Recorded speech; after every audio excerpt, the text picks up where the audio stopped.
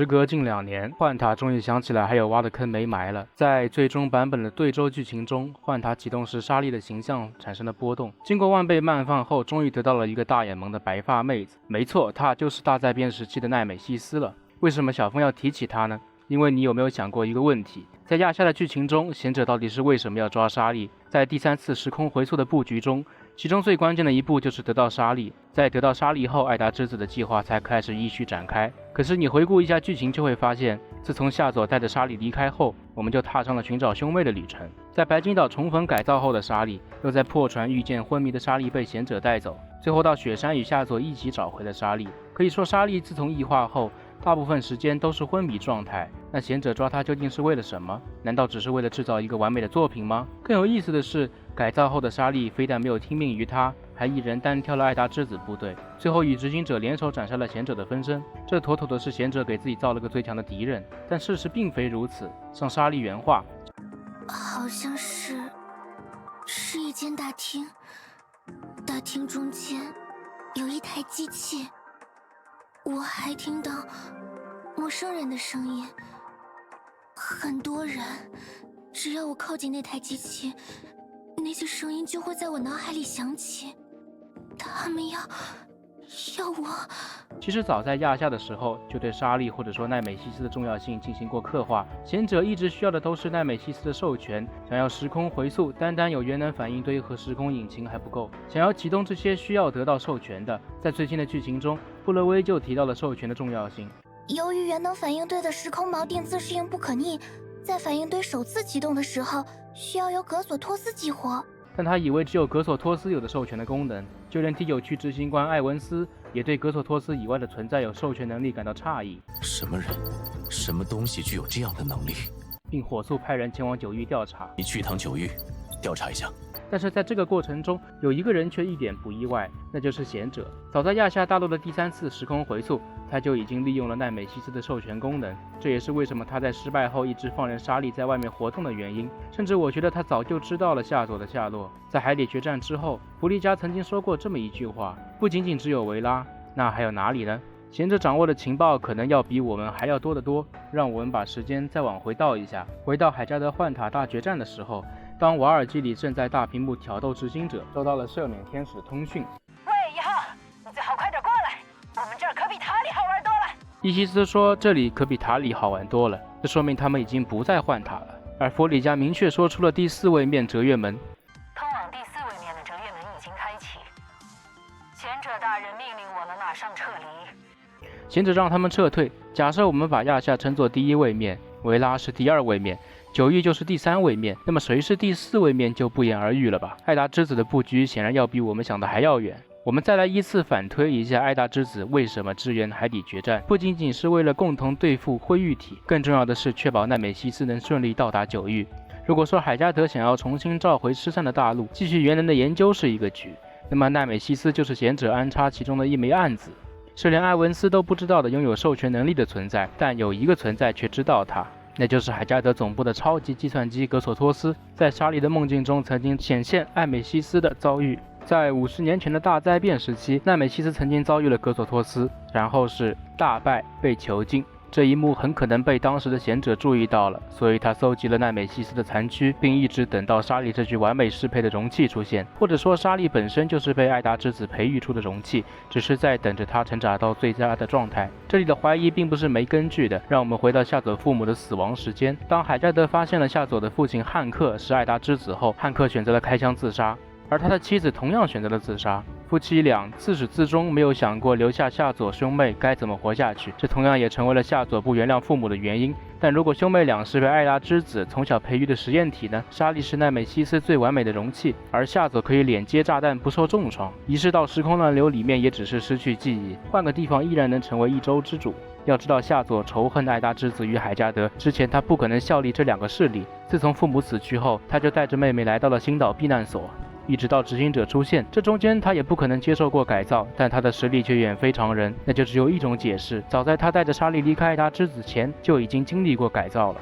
兄妹俩以为到了青岛就逃离魔爪，殊不知这一切只是计划的一环。贤者派人守在星岛，等着两人的成长。如果计划顺利的话，当他得知救下的我们是海加德的执行者，也是因为我们沙利才发生了异变，夏佐会因此成为艾达之子的得力干将，而沙利则会被谎称改造失败，成为真正的奈美西斯。但是白金岛的意外毁了这一切。在白金岛就不得不提一个人，那便是弗里嘉。在大家印象中的弗里嘉应该是对贤者无条件服从的，但事实并非如此。在他的个人档案中有的经历介绍，大灾变的那一天，他正与家人共进午餐，突如其来的灾难毁掉了一切，因此的他被贤者救走。可以说大灾变夺走了弗里嘉的一切，而他也在秘密调查着一件事。还记得埃文斯说过引起大灾变是因为有人篡改数据吗？在弗里嘉档案中同样有着记载，那就是操作员编号968，他一直都在调查他的存在，也在寻找当年大灾变的真相，而这些调查就连贤者都不知道。关于编号968，值得怀疑的只有2个人，或者说2个势力，一个是海加德的上一任执行官卡尔，他妄图掌握猿人的力量，实现永生，如果是他篡改，必然是为了更加疯狂的计划。另一个是为了艾达之子的首领贤者，生命若只拘泥于形式，未免太过浅薄。贤者对永生同样有着执着。现在你还觉得弗里嘉是完全忠心于贤者吗？一旦发现当年引起大灾变的就是贤者，那弗里嘉绝对是第一个倒戈的人。或许这也是为什么剧情里感觉弗里嘉一直对我们很矛盾的原因。当时在白金岛我就很奇怪，贤者想要的是奈美西斯，为什么弗里嘉还要帮助夏佐唤醒沙利？如果真的很忠诚，不应该是直接抹杀掉沙利意识才对吗？幻塔的剧情可能远远比你想象的还有意思。难道贤者不知道这些吗？他都知道。瓦尔基里不听调遣，弗里嘉净搞小动作，伊西斯只喜欢杀戮破坏，希尔因为改造有些台子气，所以你才会发现第3次回溯的启动竟然是有贤者殿后，这在反派中也是相当炸裂的。手下先撤退，老大来收尾，虽然只是个分身，依旧很离谱。贤者大人的命令是马上撤离。但凡手下给力一些，贤者何必落魄至此？好了，展开的有些多了，继续回到剧情吧。收到布洛威的通讯后，我们马不停蹄地赶到了号轨，正好赶上了幻塔启动失败，布洛威还在寻找故障的原因。注意，这里的故障是真的出故障了。在这件事情发生之前，艾文斯的通讯就已经跨时空而来。希望你们能明白，这意味着什么。这是大灾变后首座激活的幻塔。所以通讯是没问题的，有问题的是对元能反应堆的授权。但是元能反应堆我们是能直观看到的，所以没激活就是没激活。而且从奈美西斯的反应来看，此时他还能够与布洛威对话，并没有出现被夺舍现象。如果其他操作都没有出现问题，那会不会是元能反应堆自身的缘故？所以把我的推理发给艾文斯，是不是就能削减布洛威的活动经费了？也是这时候，我们才得知每一个元能反应堆的启动都是需要授权的，而且还需要格索托斯授权。元能是外星科技实锤了，不管是元能反应堆还是时章系统，都是外星文明的。人类但凡能明白一点道理，我也会觉得他们努力过。接下来布洛威又反复尝试了几次，终于激活的进度条开始动了。注意，这之前的通讯都是正常的，突然进度条卡住了。让我们听听艾文斯怎么说。确定，途中通信异常的时候，进程却没有停止。我有理由认为，反应堆被短暂接管了。没错，这里就是通信异常了，也是奈美西斯下手的时机，但他做了什么目前还是未知。然后进度条又开始动了，直到激活成功。也就是说，这期间元能反应堆可能出现了2种情况，一种是被授权了2次，通信异常的时候被奈美西斯授权了，通信恢复后又被格索托斯授权了，这符合剧情说的短暂接管。另一种是奈美西斯抢先授权了，通信异常的时候奈美西斯接管了反应堆，后续的进度条直到激活都是奈美西斯做的。但这样的后果是海加德很不可靠，在得知号轨不是自己激活后，竟然只是派人前去调查，而没有紧急停止号轨运行，这是极其不负责任的。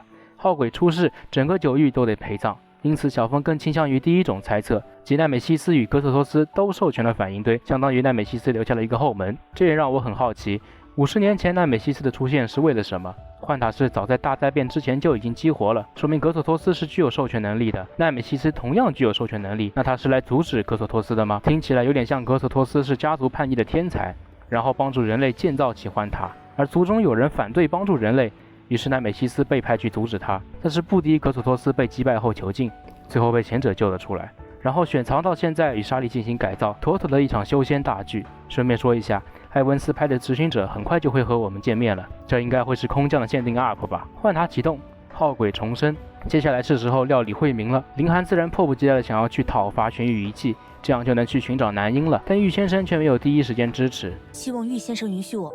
不错，但对州玄玉遗迹情况特殊，稍有不慎便会酿成严重后果。姬玉与南音的关系是师姐妹，在之前的视频，小凤也猜测他们的理念是不合的。那么玉先生究竟是怎么看待南音叛变的呢？为此，小凤找到了刚到九域时姬玉对南音的评价。在刚刚的战斗中现身的敌方领袖南音，他选择了慧明的那边，毫无疑问是九域的叛徒。他的所作所为，九域绝无可能原谅。我们会用尽一切手段制止他的行动，将他所造成的损害降至最低。南音的手段变化莫测，集多人的力量共同应对才最为稳妥。尽管玉先生面有难色，但是憨憨然毛遂自荐，为博得九域更为安稳的明日，这个钱值得一冒。两州之主同时发言，饶是玉先生也顶不住，只能同意了，并将沙莉和执行者也编入讨伐队。执行者，沙莉小姐，我希望你们也能加入，协助他们。怎么感觉姬玉对慧明的了解不止于此呢？在对南音评价时就说过，南音选择了慧明的一边，而且是敌方领袖，可见他是把慧明与人类看作是平等的对手，而不是当成怪物看待。玉先生了解的隐秘事显然比我们要多得多。事后林寒特意出言感谢了我们，之后就是找烟淼取经了。这里的遗迹模型已经在前面视频分析过了，就不赘述了。烟淼叙述的时间在前面也有解析。这里说一下骆大人的问题，在得知虚郡遗迹危险重重，九死一生后，经过与4位主事大人反复商量后，带领着精英御卫去探索遗迹了。有没有感觉这句话很奇怪？将九域所有高层集中起来，去最危险的地方，然后果然团灭了，这和带着队友往陷阱里跳有什么区别呢？而且还是全送进去了。当时反复开会，都是来说服上任4位手吧。当时唯一没参与计划的就是留下来的姬玉，之后整个九域领导层都是姬玉一手提拔上来的。说到这里也出了点意外，如果蓝没能从维拉回来，继任朱雀之位的会是绯色。如果没有米米的崛起，那么青龙之位就会成为傀儡，白虎之位一样有着明确的候选者，只有玄武被跨域而来的民警拿下。如果没有这么多意外，新的4项又会是谁呢？最后就是讨伐慧明新生了，这一点在之前的解析中已经分析过了。到此对周剧情全部解读完毕，有不明白的可以把这3期视频都看一下。另外，小峰重新整理了幻塔全主线剧情，加入了 PV 内容和彩蛋。喜欢剧情的萌新或是想要回顾剧情的老玩家，欢迎前来追番。好了，本期就到这里，关注小峰带你体验不一样的幻塔。